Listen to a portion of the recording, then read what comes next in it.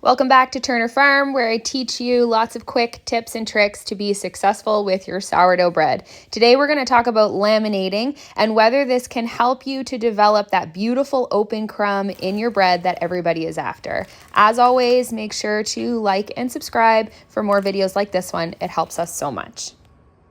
So one of the most common questions that I get when I post a video about sourdough is how to laminate your dough. How to laminate it, why we would laminate it, and at what point in the process is it most beneficial to do so. And then also, is it actually necessary to do that with your sourdough?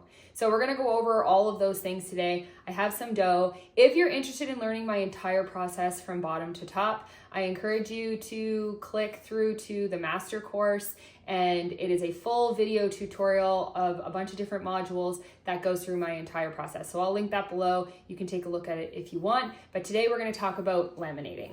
So the most important question to start with is it actually necessary to laminate your dough? And the answer for that is no, it's not. It is simply a tool that can be used to build additional strength in your dough, to build inner structure in your dough, because when we're spreading it out on the counter, we're developing the gluten in a different way than we can when we're coil folding the dough. And then when we fold it back up, we're developing folds in the dough, and then all that structure on the inside of the dough so that we can have this, bigger rise during our bulk fermentation. So is it a tool that I use all the time? It's not. But if I'm going through a process and I'm noticing that my dough is lacking some inner structure, or if I'm noticing that it's lacking some extensibility and I'm not able to stretch it, or maybe it's breaking when I'm coil folding, then that is a tool that I'm going to use. I'm going to pour the dough out on the counter and I'm going to laminate it. And so when do we do that in the process? It can be different for everybody. And I think that that's just a way of having to learn how to read your dough. So you want to do it when your dough is stretchy enough so that you can get that full stretch out on the counter. I'm going to demonstrate that whole thing for you, but that's going to look different for everybody. And it's going to look different depending on where your climate is. It's going to look different depending on what season you're in. For me, in the summertime, I might be able to do that quickly because it's fermenting quicker in the bulk fermentation. But in the wintertime, it might take a little bit longer into the bulk ferment before I'm able to get the extensibility for me to be able to laminate the dough. Typically, as a rule of thumb, if you're doing your coil folds, you could do it on like the third or fourth coil fold. Instead of a coil fold, you can put it out onto the counter and you can laminate your dough. So sourdough is not a complicated process, but it is just a matter of learning and understanding your dough. That's it. It's flour and water and yeast. And you mix it together and you do your bulk fermentation and you can make bread out of it. But we have to understand that the dough changes as it ferments. So it goes through this fermentation process and the entire consistency of the dough is going to shift and change during that process. Right now, I've just added the salt into the dough and it's been sitting for a minute and it's not ready.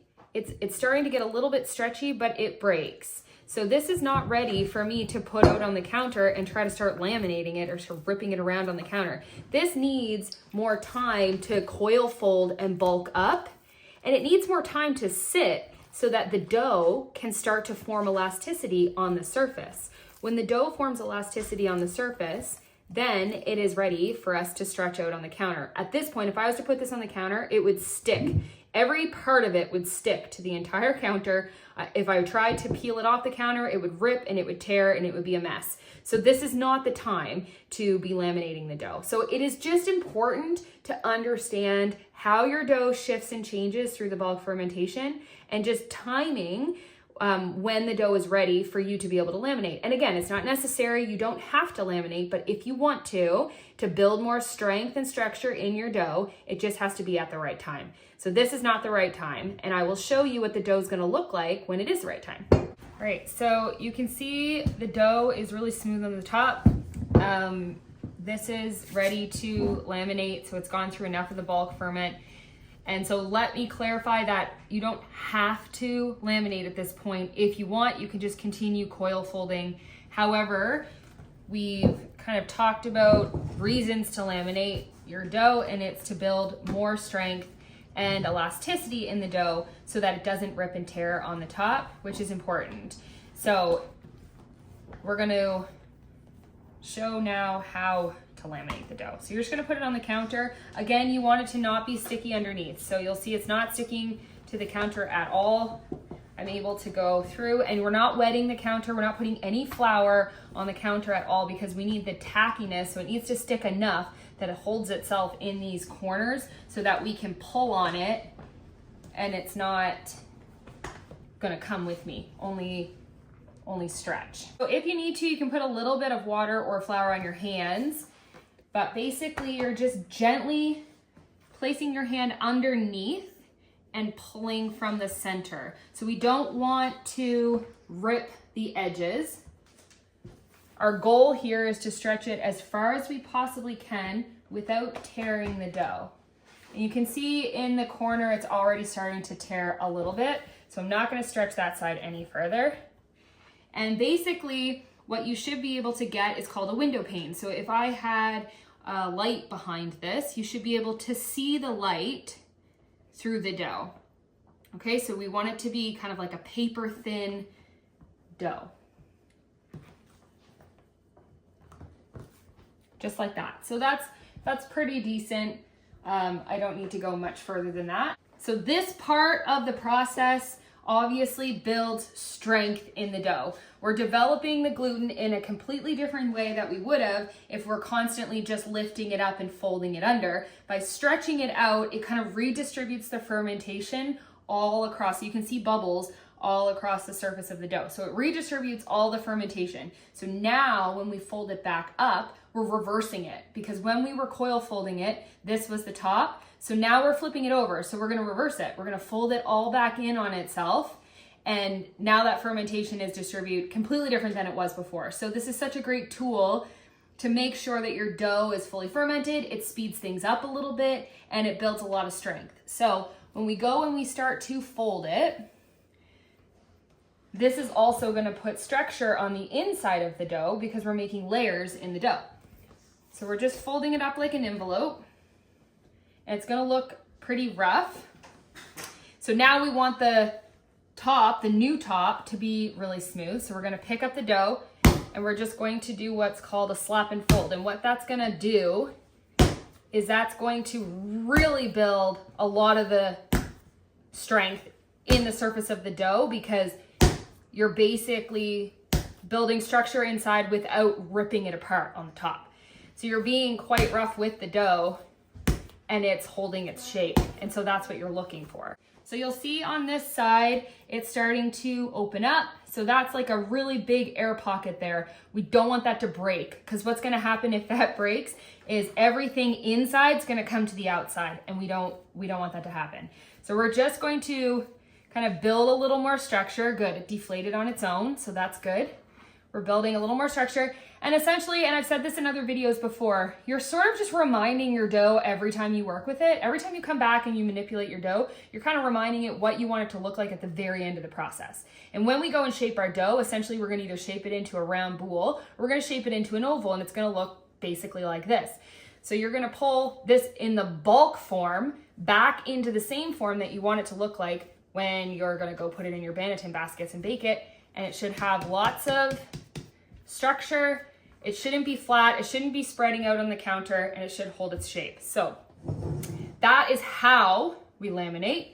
And we're gonna just pick this up and put it back into the bowl.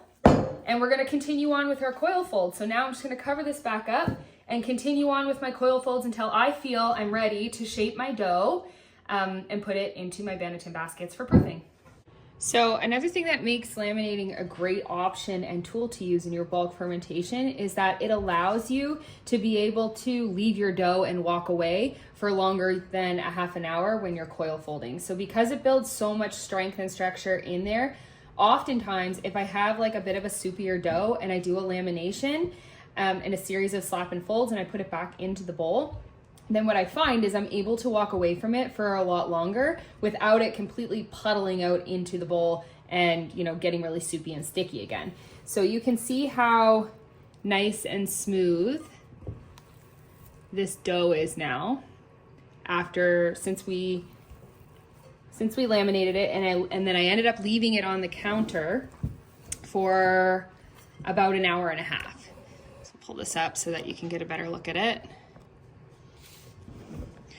Okay, so it's kind of like it's popped up and pillowed in the bowl a little bit, And when you go to coil fold it, it's really holding its shape really beautifully. It's not puddling out into the bowl at all. And so what I'll probably do is leave this for a little bit longer.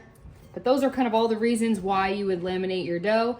I'll leave this a little longer and then we'll shape it up to proof it in our Laminating baskets. And I'll show you what it looks like once it's all baked. So I actually admittedly forgot about this dough on the counter all night. So I've actually coiled this up, but when I got up this morning, it had risen all the way up. And while I could have just shaped this and showed you the baked end result, I think this is a really good opportunity to talk about underproofing and overproofing your dough. So really leaving this on the counter for 12 plus hours with nothing being done to it should have overproofed my dough. But here's the thing. Almost always, like 95% of the time when people say they overproof their dough, it's actually underdeveloped gluten. Because we did such a great job at developing the gluten in this, when we did our lamination, there's so much structure, there's so much air pockets in the dough. And it's really puffy, look at that.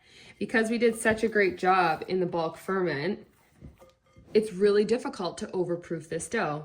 I would kind of err on the side of saying that it's actually impossible to overproof this dough. I mean, unless I left it for like 48 hours.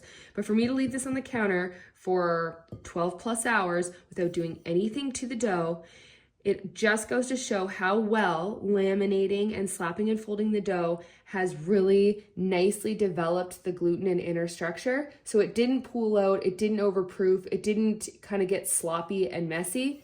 All it did was really puff up in the bowl and give me even more volume in the dough. So now I can easily shape this into my Laminating baskets. It's gonna hold its shape beautifully, even though I made a bit of a mistake. So there's another reason to laminate your dough. Typically with an overproofed loaf, you'll see it in the ear, and you'll notice it more in the second loaf that I pick up here, where the ear is sort of flatter to the loaf. So it doesn't necessarily flatten or make your dough gummy when you overproof your dough. Technically, it should expand just like this, but the ear is a little bit flatter and a bit more misshapen than it would be if it was adequately proofed. Flat, gummy dough is typically the case of underdeveloped gluten, not overproofed dough. So you'll see this nice, beautiful open crumb. Even though I overproofed my dough, if you properly develop your gluten, even if you accidentally forget it on the counter, it should not ruin your bread. And lamination is an excellent tool to use to properly develop the gluten in your dough.